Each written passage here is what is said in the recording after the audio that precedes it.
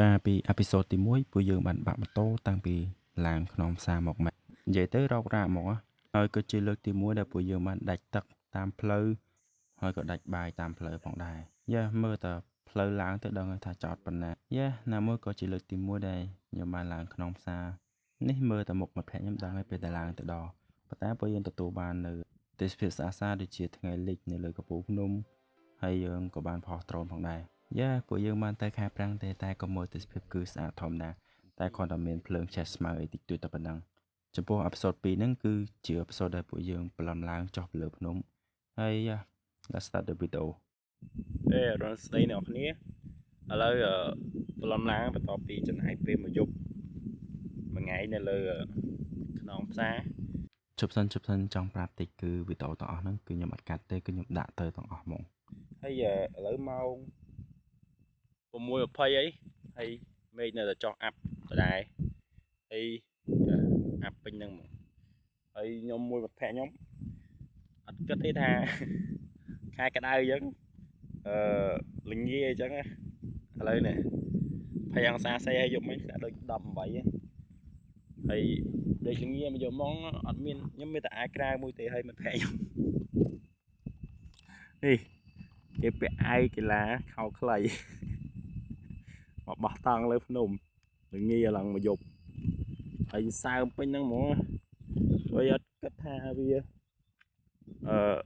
ល្ងាអញ្ចឹងទេខ្ញុំដេក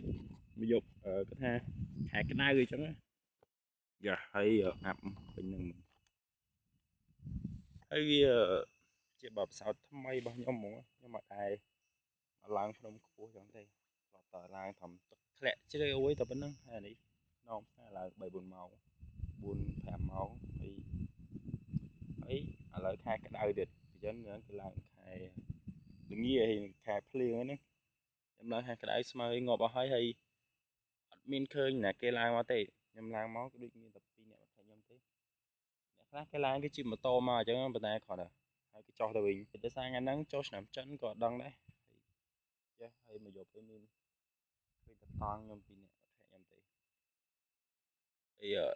នោះអាប់ពេញហ្នឹងហ្មងខ្ញុំសាក់បោះដ្រូនឲ្យអ្នកនរគ្នាមើលថាអាចអត់ហើយណាមួយក៏ខ្ញុំមិនដែរបោះដ្រូនមេឃអាប់ល្ងឹតចឹងដែរខ្ញុំសាក់បើផ្សោតថ្មីអូខេ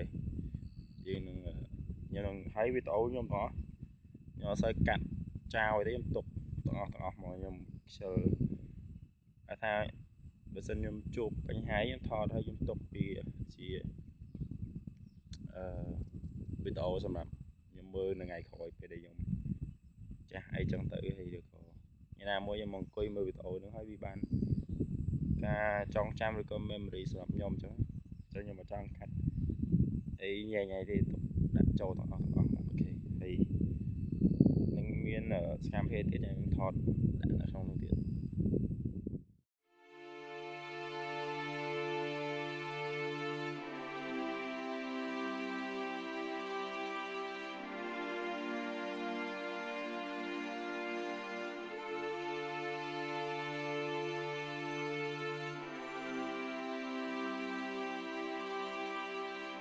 យោសព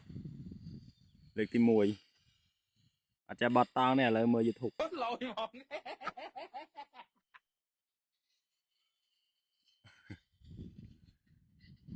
សិតបាត់ផ្សោតថ្មីដល់ហ្មងកន្លែងនេះគឺមិនសំដែងទេគឺពួកខ្ញុំអត់ចេះបោកតង់តែម្ដងដោយសារនេះជាលើកទី1ហើយតង់នេះគឺជាតង់របស់ខ្ចីរបស់បងខ្ញុំផងដែរ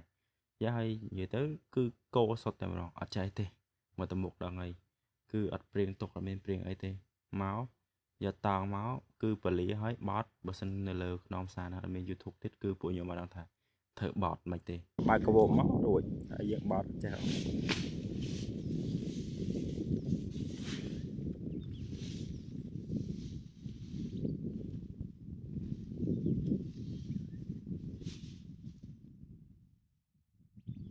យ៉ាត់បាក់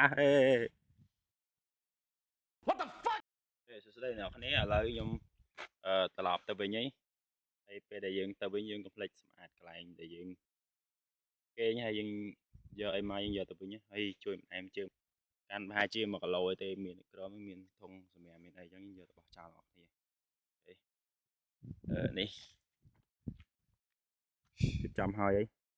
ហើយផ្លូវដែលពួកយើងចោះទៅគឺយើងត្រូវទៅឡើងទៅក្នុងសពៅសិនដោយសារពេលដែលឡើងមកយើងឡើងក្នុងផ្សារ1ម៉ោងដោយសារវាល្ងាចណាមួយយប់ទៀតថាពេលឡើងទៅហត់តែចោះទៅវិញរត់ទៅហត់ដោយសារយើងត្រូវទប់ជើងកន្លែងនេះអត់មានចម្លែកអីទេគឺខ្ញុំអត់ភ្លេចយកខ្សែក្បាត់មកហើយត្រូវយកខ្សែកតាបហ្នឹងចងជាប់ជាមួយនឹងខោនិយាយទៅរោករាក់តាំងពីដើមដល់ទៅផ្ទះមកខ្សែក្បាត់ថ្មីអាហ្នឹង ឡៅខោ ខ្មែរមានមួយហ្នឹងខ្សែក្បាត់ ទៅវិញហើយ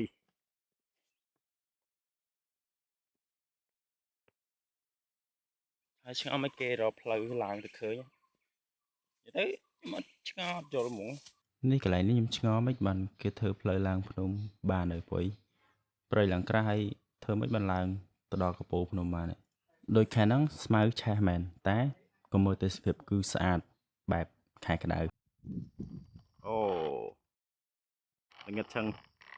ដូចកន្លែងនេះពួកយើងមិនសំដែងទេគឺដើរថយក្រោយដោយសារអាវ៉ាន់ពួកយើងធ្ងន់ពេក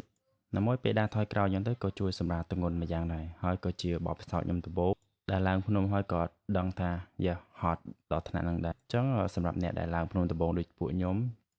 ឲ្យយកវ៉ាន់មកដែលចាំបាច់បានហើយមិនបាច់យកដាក់ច្រើនដូចពួកខ្ញុំទេនេះមើលតែវ៉ាន់ដឹងហើយកតាបដឹងស្អីខ្លះពេញហ្នឹងហ្មងមកកតាបហ្នឹងសងនឹង20គីឡូចង់ធ្វើខ្ញុំពិបាកដើរមែនតើឥឡូវដឹងខ្លួនឯងបណ្ដោយហើយបានគេស្ទាក់បានច្រើន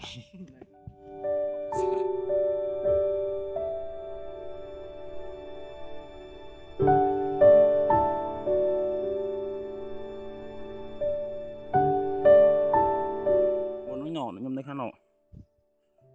ក្នុងផ្សារឥឡូវខ្ញុំដើរមកខាងនេះវិញមកសោះមិញខ្ញុំនៅខាងនោះទៅនោះអាទៅខាងនោះហើយនេះដើរទៅនោះមកនេះវិញមកក្នុងសំពៅមាននៅកពូនោះឲ្យធ្វើបានអើយ let's go គួរមែនទៀតណាឲ្យដើរជើងយ៉ាតាមពិតខ្ញុំត្រូវទៅក្នុងផ្សារមុនប៉ុន្តែយើងត្រូវឆ្លងកាត់ក្នុងសំពៅអញ្ចឹងទៅខ្ញុំមិនបានឡើងក្នុងសំពៅទេ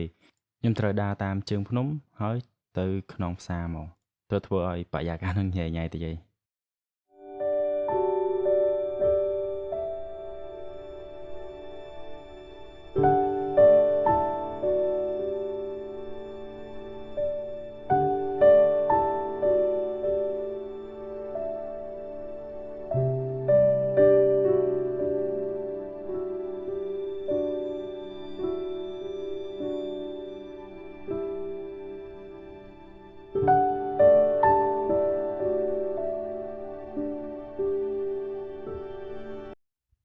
ដើម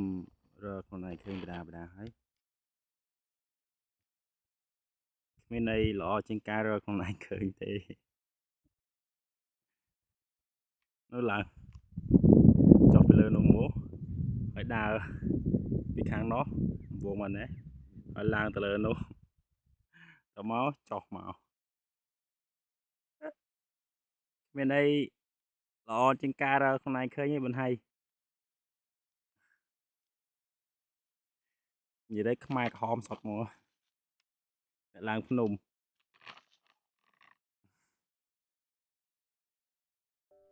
យ៉ាវីដេអូពួកយើងមានតែប៉ុណ្្នឹងហើយខ្ញុំចង់ឲ្យអ្នកនរគ្នាឡើងភ្នំមួយបានម្ដងនៅក្នុងជីវិតរបស់យើងដោយសារពេលដែលយើងចូលក្នុងព្រៃម្នាក់ឯងឬក៏2នាក់អត់មានអាហារមានអីចឹងយើងត្រូវជួបឧបសគ្គច្រើនណាមួយពេលដែលយើងមានអារម្មណ៍ថាយើងហត់យើងគួរតែឡើងភ្នំទៅដោយសារពេលឡើងភ្នំពិបាកហើយយើងក៏បានរកអ្វីដែលថ្មីនៅក្នុងជីវិតរបស់យើងផងដែរហើយនឹងជាបទពិសោធន៍ខ្ញុំទី1ដែរដែលធ្វើឲ្យខ្ញុំអាចថាបានថាបទពិសោធន៍ដែលថ្មីដែលខ្ញុំបានជួបប្រទះគឺការឡើងភ្នំហ្នឹងឯងយ៉ាអរគុណសម្រាប់អ្នកមើលដែលមើលវីដេអូដល់ចប់បាយជួបគ្នានៅវីដេអូក្រោយ